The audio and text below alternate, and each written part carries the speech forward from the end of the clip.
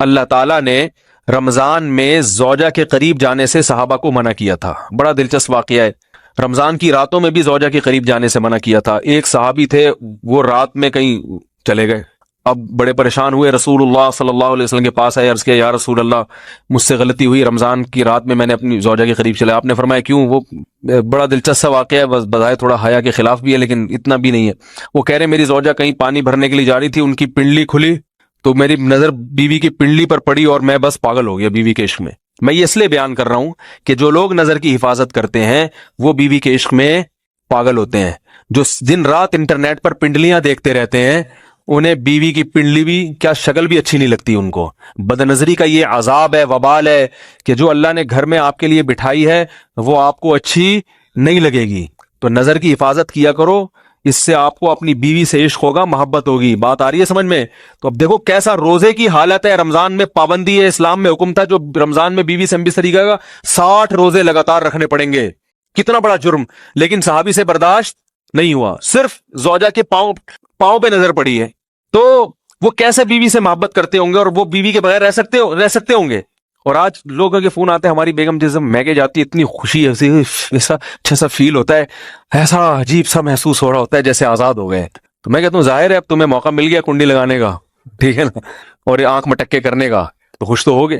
تو یہ بھی ایک عذاب ہے جو لبرل لوگ نے جس عذاب میں ڈالا ہوا ہے نا، اس میں عورت کے حقوق نہیں ہے. عورت کے حقوق نظر کی حفاظت میں اور عورت کے پردہ کرنے میں ہے. جب مرد باہر نکلے گا سب پردے میں ہوں گی تو آئے گا کس کے پاس؟ بیگم کے پاس ہی آئے گا. تو اتنے منہ کالا کرنے کے راستے کھول دیے ہیں تو ظاہر ہے پھر کامیاب ازدواجی زندگی نہیں ہوتی. تو نبی کے پاس آئے، عرض کیا یا رسول اللہ میں برداشت نہیں کر پایا. تو آپ مسکرا دیے. تو وہ نبی کے پاس گئے، یا رسول اللہ ایسے ہوا، مجھ سے غلطی ہو گئی. تو آپ نے فرمایا کیوں؟ فرمایا ایسا ہو گیا تھا. تو آپ صلی اللہ علیہ وسلم نے فرمایا 60 روزے رکھو لگاتار. انہوں نے فرمایا ایک کی طاقت نہیں ہے، اس میں یہ ہو گیا 60 کیسے رکھوں گا، نہیں ہے طاقت 60 کی. آپ نے فرمایا ٹھیک ہے پھر 60 غریبوں کو 2 ٹائم کا کھانا کھلاؤ. فرمایا اس کی بھی طاقت بولو بھائی نہیں ہے. اتنے میں ایک صحابی لائے کوئی چیز صدقہ کرنے کے لیے. تو آپ نے فرمایا چلو اصل حکم تو یہی ہے کہ 60 روزے یا پھر 60 غریبوں کو کھانا، وہ نہیں تو چلو فی الحال ان کو تنبیہ کے لیے کچھ ان سے صدقہ کروا لیتا ہوں.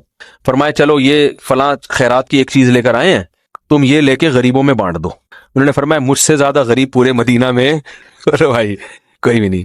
آپ صلی اللہ علیہ وسلم مسکرانے لگے، فرمائے جاؤ کھاؤ اور بچوں کو کھلاؤ. اور بھائی غلطی بھی ہوئی اور گھر میں راشن بھی آ گیا. تو اس کے بعد قرآن کی آیت نازل ہوئی کہ احل لکم لیلۃ الصیام الرفث الی نسائکم ہن لباس لکم وانتم لباس لہن علم اللہ انکم کنتم تختانون انفسکم فتاب علیکم وعفی عنکم فالآن باشروہن وابتغوا ما کتب اللہ لکم. فرمایا اللہ کو بتایا کہ تم اس حکم پر عمل نہیں کر سکتے، لہٰذا رمضان کی راتوں میں تمہیں اپنی بیوی کے پاس جانے کی اجازت ہے، لہذا ان کے پاس جایا کرو اور اس اولاد کو تلاش کرو جو اللہ نے تمہارے مقدر میں لکھ دی ہے. قرآن جہاں بھی بیوی سے ریلیشن قائم کرنے کی بات کرتا ہے اولاد کا ذکر لازمی کرتا ہے، یعنی تلاش کرو اس اولاد کو جو اللہ نے تمہارے لیے لکھ دی ہے. ما کتب اللہ لکم، ما کتب اللہ علیکم نہیں ہے. علا کا مطلب تمہارے خلاف، لکم کا مطلب تمہارے فائدے کے لیے. لام عربی میں نفع کے لیے آتا ہے، علا عربی میں ضرر اور نقصان کے لیے آتا ہے. فرمایا یہ نہیں کہ اس اولاد کو تلاش کرو جو بطور پینلٹی کے اللہ نے تمہارے متھے لگا دی ہے، جو اللہ نے تمہارے فائدے کے لیے لکھ دی ہے. اس سے پتہ چلتا ہے اسلام اولاد کی کثرت پہ کس قدر حریص ہے. بات آ رہی ہے اور بھی اس بارے میں آیتیں ہیں قرآن مجید کی، مگر میں اب زیادہ تفصیل میں نہیں جاؤں گا. کچھ آیتیں رہ گئی ہیں، کچھ احادیث رہ گئی ہیں، تو وہ انشاءاللہ پھر اگلے